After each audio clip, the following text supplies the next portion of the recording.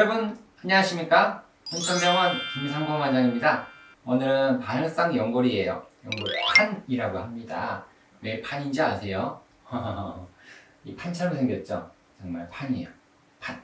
자, 이 판을 찢어지는 경우가 판파열, 연골파열이라고 합니다. 자, 이 연골은 또 관절연골이라고 있어요. 이 부분에 있는 관절연골인데 이것은 테두리에 있는 관절연골이랑 달라요. 완전히 다른 연골이에요. 하지만 이름은 그냥 연골이에요. 구분은 잘해야 됩니다. 오늘 알아보는 이 관절연골이 아니라 이 연골, 연골판에 대해서 알아보는데 이 부분은 이런 데가 찢어지게 되면은 심하게 찢어지게 되면 재생이 안 돼요. 복원이 잘 안 된다는 거죠.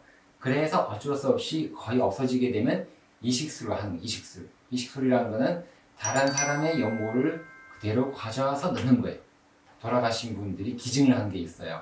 그걸 가져와서 여기다 넣는 거예요. 그래서 이걸 우리가 동종, 다혈상 연골 이식술이다 라고 하는 거죠. 사람 걸 때 오니까. 그래서 가장 중요한 건 크기예요. 크기.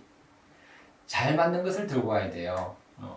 연골 이식술의 성공의 첫 단계가 제일 중요한 단추가 크기예요. 크기를 알아보는데 기존 반월상 연골의 크기와 비교해가지고 동종 반월상 연골의 크기를 얼마나 잘 맞추는가가 이게 가장 중요한 거예요.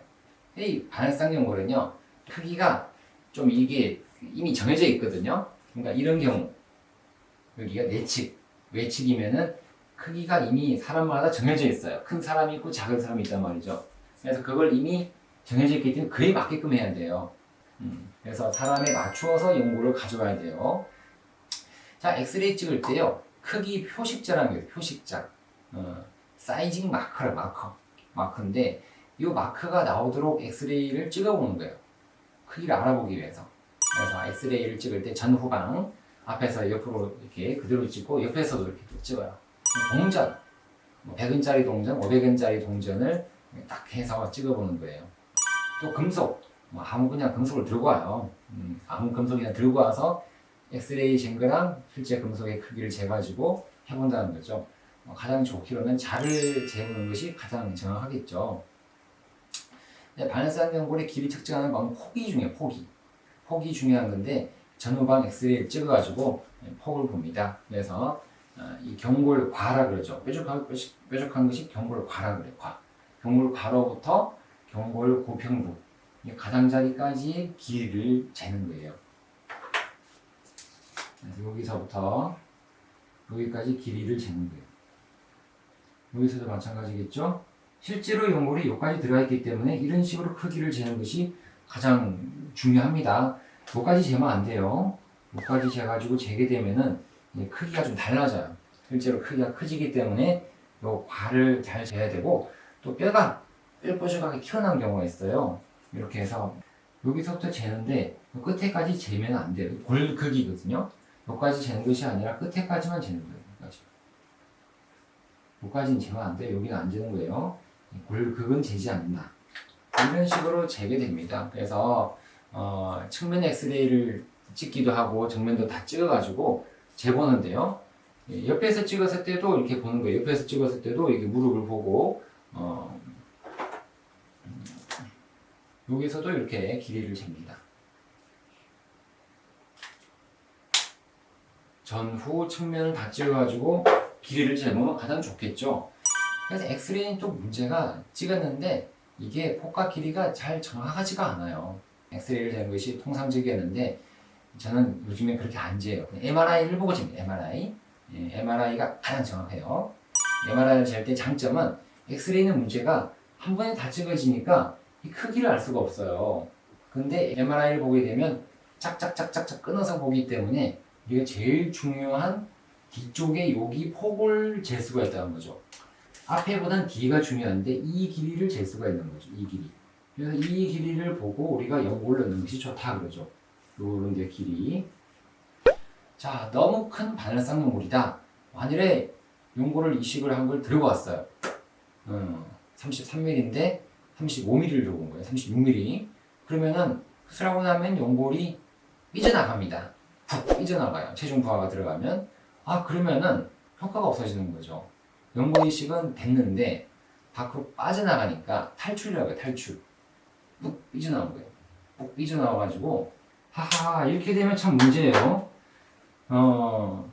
이 뚱뚱한 부위 이 부분이 버텨줘야 되는데 이 제일 두꺼운 부분 다 빠져나가니까 이 부분만 있잖아요. 그러면은 결국은 다시 또 손상이 생겨가지고 여기에 관절 연골이 막 안 좋아져요. 이런데 손상이 생기는 거예요. 관절염이 온다. 관절염이 온다. 그러면 안 되겠죠. 그럼 연골 이식한 효과가 사라진다는 거죠. 자, 그렇다면 너무 작은 반응성 연골을 들고 왔다. 타이트한 반응성 연골을 들고 오게 되면은 체중 부하가 들어가게 되면은 타이트하니까 연골 조직에 큰 외력이 발생합니다. 그래서 결국은 다시 또 재파열이 될 수 있어요. 그래서 작으면 재파열, 넓으면은 그냥 이완돼서 관절 연골 관절염 효과가 없다. 그거죠. 그래서 결론은 뭐냐 그러면 사이즈에 맞는 연골을 구하자. 폭이 중요하다. MRI가 좋더라. 오늘 이야기의 요점이 되겠습니다. 자, 어쨌든 연골을 구하는 거는 제가 할 일이죠. 병원에서 할 일이고 여러분들은 편안하게 집에서 대기하면서 좋은 연골이 나오면 그때 수술하시면 되겠죠. 자, 오늘 영상 조금 더 준비한 게 있으니까 조금 더 보실게요. 연골 이식은요, 사이즈가 중요합니다. 정확한 사이즈를 재야만이 성공한다라고 적어져 있죠. 근데 요 엑스레이랑 MRI를 보고 하는데, 근데 할 때는 뼈에 있는 랜드마크, 뾰족뾰족한 거를 보고 또 여기 있는 마커를 사용합니다. 표식자를 사용해서 재는데 정확하지는 않다라고 이야기를 하는 거죠. 자, MRI를 보는 건데 요거는 2D MRI죠. 가로 길이, 폭과 전후 길이를 잽니다. 3D MRI를 통해서도 이렇게 길이를 잴 수도 있고요. 엑스레이를 통해서는 앞에서는 폭을 재고 옆에서 찍어서 전후 길이를 재게 됩니다. 자, 보니까 보이죠? 숫자도 보이고 이렇게 눈금도 보입니다. 이렇게 해서 길이를 재게 되죠. 자, 이렇게 눈금이 보이고 길이가 보이죠. 요거를 이제 가로 눕히게 되면은 폭을 구할 수가 있게 되겠죠. 동전을 이용해서 재기도 합니다. 동전의 사이즈랑 실제로 우리가 엑스레이 쟀을 때를 크기를 비교해서 요거 보정을 하면 되겠죠. 케이스 살펴보겠습니다. 45세 남자 환자입니다. 8년 전에 대학병원에서 내측 연골 전절제술을 받고요. 미세천공술까지 받으신 분이에요. 타 병원에서 한 번씩 연골 주사 맞고 소염진통제 복용하면서 지금까지 지내오셨는데요. 자, 엑스레이 재보니까요. 오른쪽, 왼쪽 볼까요? 오른쪽은 여기가 약간 넓어 보이는데요. 뾰족하고요. 왼쪽 같은 경우 여기 왼쪽이에요. 왼쪽은 여기가 좁아졌죠. 좁아져 있고 이미 골격도 생겼어요. 이미 관절염이 생겨져 있는데요. 길이는 33mm가 나요. 자, 이것도 같은 분인데 엑스레이 보니까 여기 36mm가 나오죠. 하하, 꽤 차이가 나죠. 꽤 차이가 나오고 33에서 36mm. 근데 엑스레이를 재고 실제로는 좀 곱해야 되겠죠. 0.7에서 0.8 곱해가지고 다운 사이징 하게 됩니다. 자, MRI가 정확해요. MRI가 정확한데 32mm가 나옵니다. 또 이 칸에서는 31mm MRI를 재가지고 보면 됩니다. 최근에는 다 MRI를 보고 길이를 잽니다. 32mm 정도가 적합한 폭이 되겠네요. 자, 연골이 하나도 없죠. 연골이 하나도 없습니다. 이미 관절염도 생겨져 있고요. 그래서 적합한 연골을 구했어요. 보니까 여기 상처가 없죠. 상처도 없고 파열된 부위도 없어요. 아주 깨끗하죠? 아주 좋은 연골인데요. 이걸 안에다 이렇게 넣어주는 거죠. 아, 잘 들어갔죠?